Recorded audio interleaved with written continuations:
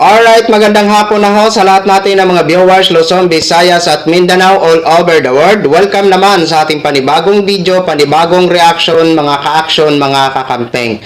So may gusto lang ho ako na i-share ho sa inyo. Yung nakikita nyo po sa screen yung babaeng yan, alam ko marami ang nakakilala niyan. Kasi grabe din po yan tumalak ng tumalak ng tumalak. Oo, grabe din po yan magmura mga ka-action. Sa totoo lang. At grabe kung bumira kay Mr. President Bongbong Marcos, kay Senadora Risa Hontiveros, at ang iba pa na mga ayaw niya na mga politiko. Grabe po ito siya tumalak. Sa totoo lang.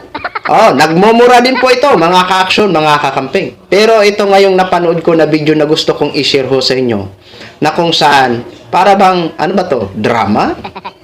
Aba? Dramatista o artista?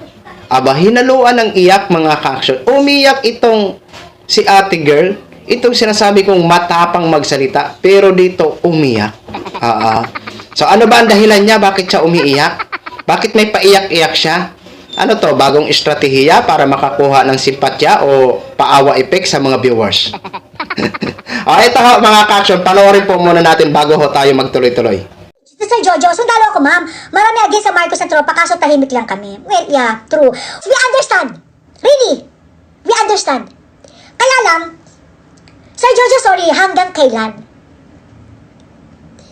Hanggang kailan kayo tahimik? Alam niyo ba, naiyak kong bigay ako ba? Alam niyo ba ng panahon ng EDSA Revolution, si Cory, bakit naging matagumpay yung people power nila? Kasi tumulong na sa atin ang men in uniform. Yung mga sundalo ngayon, naintindihan namin na tahimik lang kayo, pero hanggang kailan? Hanggang kailan nyo hahayaan na ganituhin nila yung bayan? Kung ang taong bayan lang ang aasahan, hindi namin kaya. Kailangan ng tulong ng mga sundalo. Kailangan natin ng tulong ng men in uniform. Naintindihan namin na tahimik lang kayo. Pero hanggang kailan yan? Hanggang kailan? Hanggang kailan? Oh my God. Antay ba natin may mangyari masama kay DP Sara? Aantayin niyo bang maubos? Maubos ang literal ang kaban ng bayan? Aantayin niyo bang ganon? Aantayin niyo ba yung worst ang mangyari? Nakita niyo kung paano niyo pinabayaan? Si PRRD, ang dami niyo doon. Oh my God, naiyak ako. Pag-upo pa lang ni PRD, dinoble niya yung mga sweldo nyo. Sobra niya kayong pinaneteksyonan. Yung pagmamahal na binigay ni PRD sa inyo, sobra. Pero di ba nung hinuli siya, tahimik lang din kayo. Pinabayaan niyo siyang sumakay dyan sa aeroplano. Tapos wala na, hindi na siya makakabalik dito. Kasi tahimik nga lang kayo. Oh my God. May babalik niyo ba si PRD? Hindi na, di ba? So yun na ho, mga ka-action, mga kakamping, no? Napanood na ho natin at napakinggan na ho natin ang drama ni ate. Drama. Sino ba yung sinasabi niya na Jojo? At tinatanong niya, kailan pa? Sabi kasi niya, tahimik lang daw si Sir Jojo. Kaya tinatanong niya, kailan pa? Hanggang kailan pa kayo tatahimik? Alam mo, ate girl, kung tinatanong mo kami kung bakit nagtagumpay ang people power noon nung panahon nila Cory Aquino, hindi ako nagmamagaling, disclaimer lang po. Ito ay based lang po sa aking kaalaman. Okay? Una-una na nakikita ko doon, bakit nagtagumpay ang nasabing people power noon? No? Kasi una-una may dahilan. May dahilan.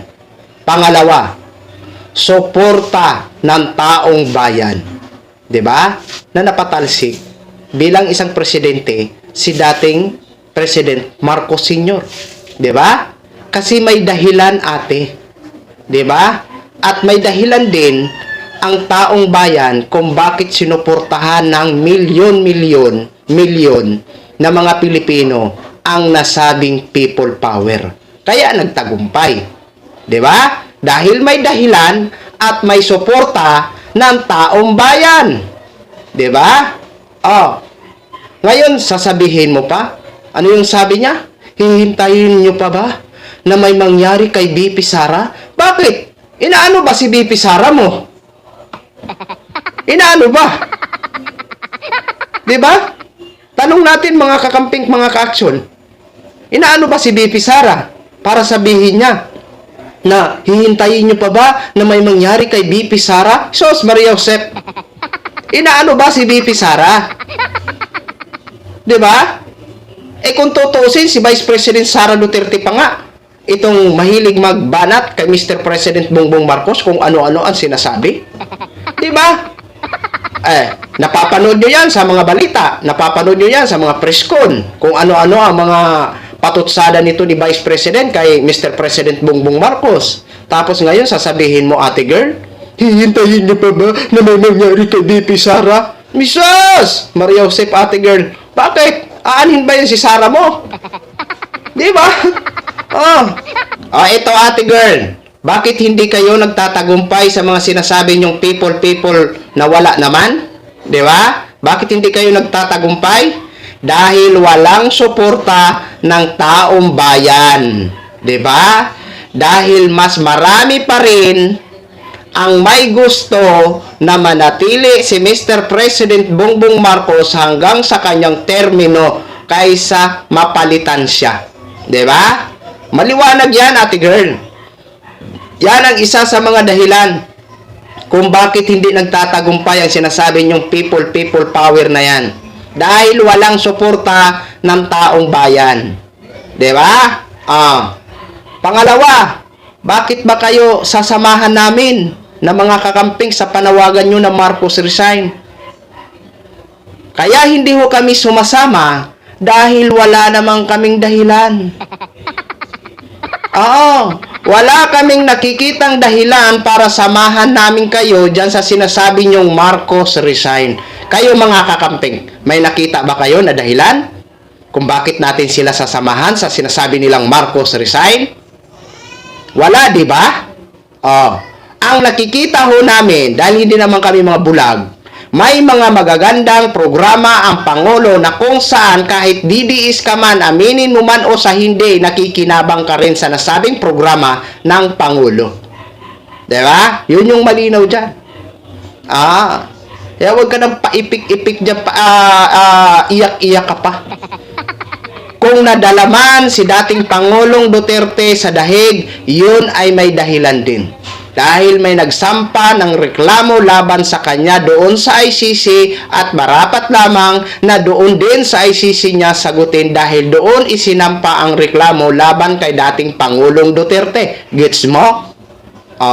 Diba? Yan ang malinaw dyan, ate girl. Ngayon, alam mo na kung bakit hindi kayo nagtatagumpay. Walang suporta ng taong bayan na marami.